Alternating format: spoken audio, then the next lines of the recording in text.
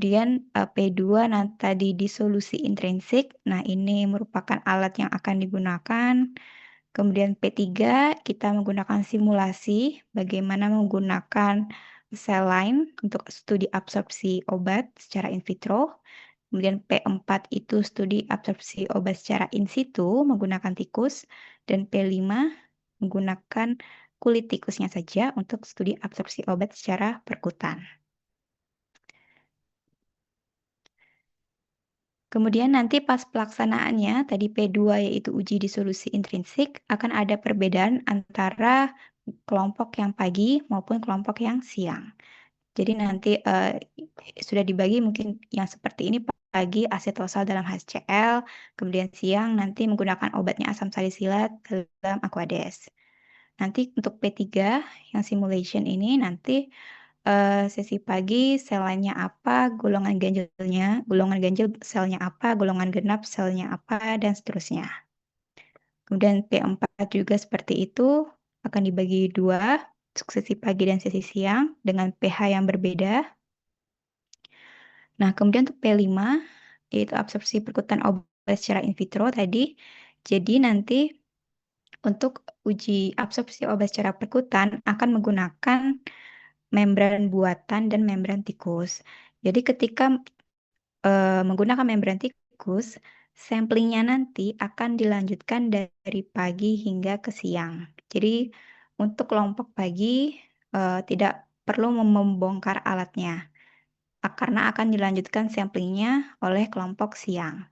Tetapi kalau yang membran buatan itu dilakukan masing-masing kelompok, jadi tidak dilanjutkan ke sesi berikutnya. Nah, ini mungkin ini sangat teknis ya, nanti akan juga ditempel di lab. Jadi monggo nanti pengambilan sampel untuk membran buatan itu berapa, untuk membran tikus berapa samplingnya. Oke, ini bisa di skip dulu. Nah, tadi kan data laporan praktikum P4 dibandingkan hasilnya dari data sesi pagi dan siang. Karena tadi kan pagi dia menggunakan medium pH yang berbeda ya, 1,2 kalau siang 7,5. Nah, nanti di data laporan praktikum itu teman-teman tolong saling berbagi datanya ya, kelompok sesi pagi dan kelompok sesi siang. Kemudian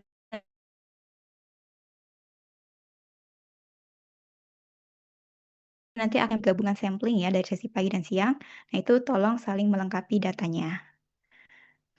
Kemudian ya, karena beberapa golongan tadi saya sudah susun itu ada yang hanya satu sesi, misalnya untuk P4 ya, untuk data untuk sesi pagi dia kan menggunakan pH 1,2, tapi di sesi siang pada hari itu tidak ada, maka dia kan hanya satu sesi di sini, maka nanti di laporan cukup cantumkan hipotesis atau asumsi terkait bagaimana absorpsi obat tersebut apabila menggunakan pH 7,5 berdasarkan studi pustaka atau literatur.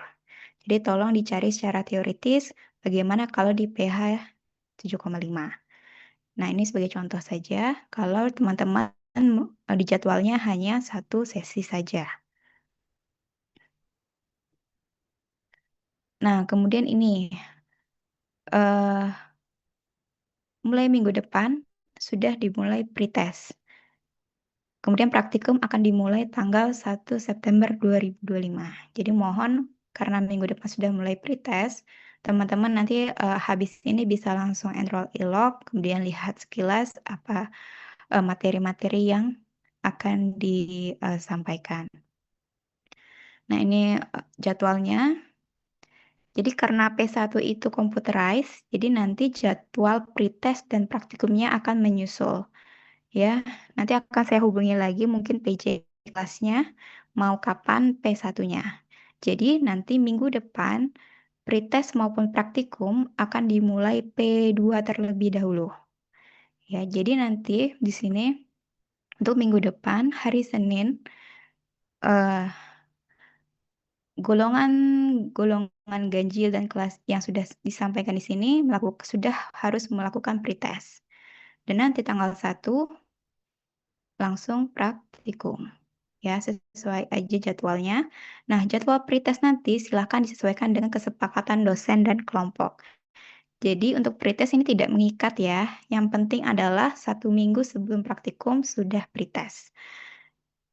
Nah, misalnya, di jadwal sini kelas B golongan 3, kelompok A terjadwal Senin di sini. Nah, ternyata dosennya nggak bisa, jadi silakan disesuaikan jadwal kesepakatannya seperti apa, mau kapan. Oke, nah pretestnya itu lisan ya teman-teman. Jadi monggo dipelajari ya supaya nanti kalau misalnya ada pertanyaan juga bisa langsung ditanyakan. Kemudian nanti mulai minggu depan juga tolong silahkan langsung datang ke laboratorium untuk pendaftaran ya di gedung unit 3 lantai 2 dengan membawa pas foto 3x4 berwarna resmi bebas 1 lembar dan bisa bertemu laboran Ibu Natal atau Bu Aminah atau Pak Mulyadi. Nah, nanti setelah mengisi pendaftaran, teman-teman akan memperoleh paket masker dan gloves yang akan digunakan untuk praktikum-praktikum selanjutnya. Nah, setelah mengisi, kartu akan ditinggal di lab. Ya, nanti secara teknis juga akan dijelaskan Bu Natal nanti pas hari H-nya, pas teman-teman daftar. Nanti kartu praktikumnya seperti ini, saya kira teman-teman kemarin yang praktikum Farvis sudah pernah ya. Terus ditolong ditempelkan pas fotonya, diisi semuanya. Nah, untuk pretest akan dilakukan secara lisan dengan dosen. Jadi nanti kelas A golongan 1 dan 2 nanti sama Ibu Nindya, golongan 3 dan 4 nanti sama Bu Marlene dan seterusnya. Nanti ini akan juga saya tulis di jadwal praktikum yang akan saya bagikan setelah asistensi ini. Jadi pretest dilakukan tatap muka dengan dosen dilakukan seminggu sebelum praktikum. Nah, pretest ini dapat dilakukan secara luring maupun daring. Jadi sesuaikan kesepakatan dengan dosennya. Kalau luring, bawa kartu praktikum untuk ditandatangani.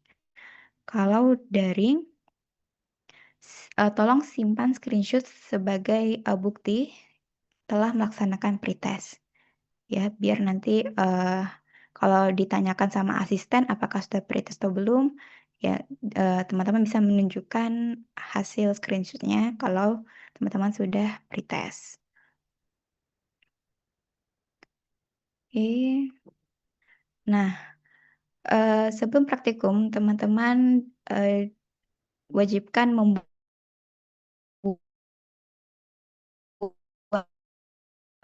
ISA dan nanti isi tujuan dan cara kerja singkat.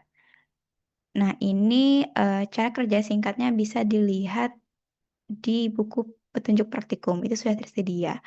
Jadi silakan teman-teman bikin ringkasan, jadi biar bisa lebih memahami apa saja yang akan dilakukan pas praktikum.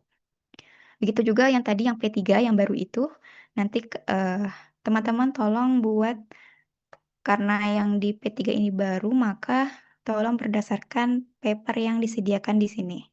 Dan nanti tolong fokusnya langsung saja ke bagian sel lainnya ini. Sudah saya tuliskan di sini, ya. Jadi silakan untuk P3 tolong cermati di bagian section dialog ini. Kemudian resume dikerjakan secara mandiri dan dibawa saat pretest. Karena nanti akan ditandatangani oleh dosen dan akan ditandatangani oleh dosen. Ya. Nanti dikerjakannya bisa di kertas HVS atau polio ya. Nah, untuk pas praktikum, pastinya teman-teman wajib membawa jas lab, kemudian masker dan gloves yang telah dibagikan ketika mendaftar praktikum tadi, dan membawa resume yang telah dibuat di rumah. Kemudian setiap kelompok wajib membawa serbet atau label, tisu, kalkulator. Ya, karena lab tidak akan menyediakan tisu. Tisu ini hanya disediakan saat membaca sampel menggunakan spektro UV. Jadi tolong teman-teman setiap kelompoknya, saya tadi sudah sampaikan bawa serbet atau lap, terus kemudian label, tisu, dan kalkulator. Nah, selama praktikum, isilah logbook instrumen yang telah tersedia, dan nanti sebelum pelaksanaannya juga, teman-teman diwajibkan membaca instruksi kerja yang disediakan selama 5 menit sebelum bekerja. Jadi ketika datang di meja praktikumnya, tolong baca instruksi kerja yang tersedia. Ya, baca sekilas, kemudian dipahami.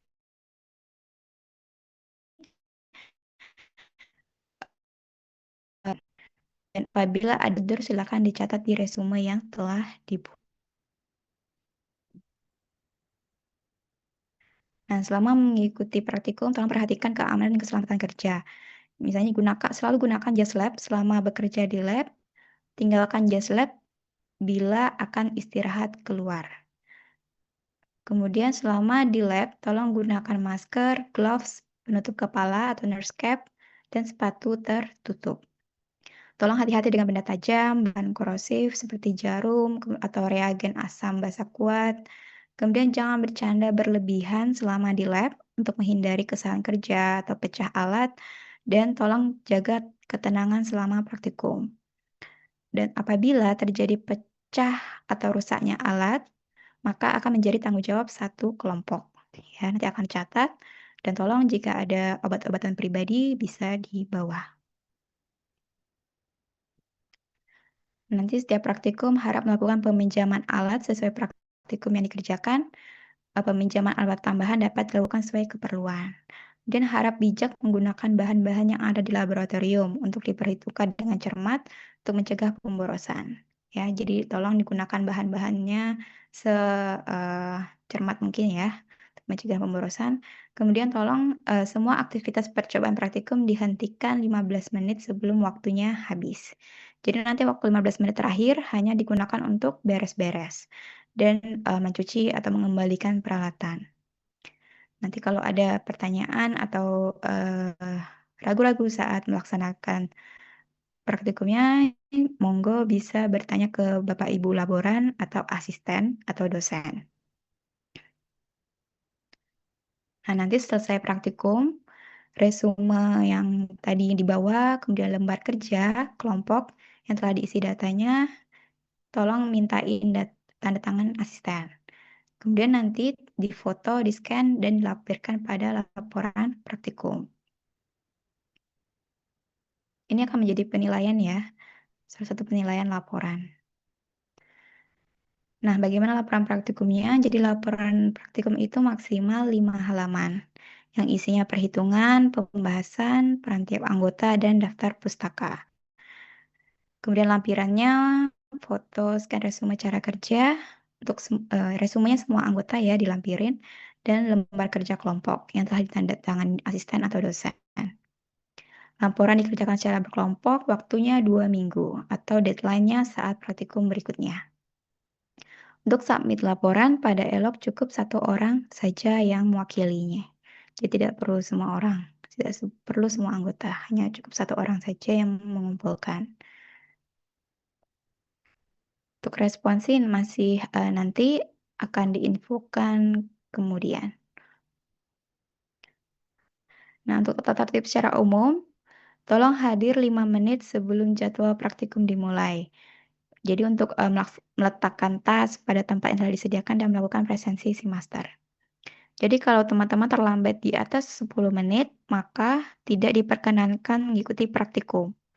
Jadi nanti asisten atau laboran akan mengkonfirmasi ke dosen jaga hari itu. Jadi akan melaporkan bahwa, oh teman-teman terlambat di atas 10 menit. Maka nanti akan dicatat dan tidak boleh ikut praktikum pada hari itu.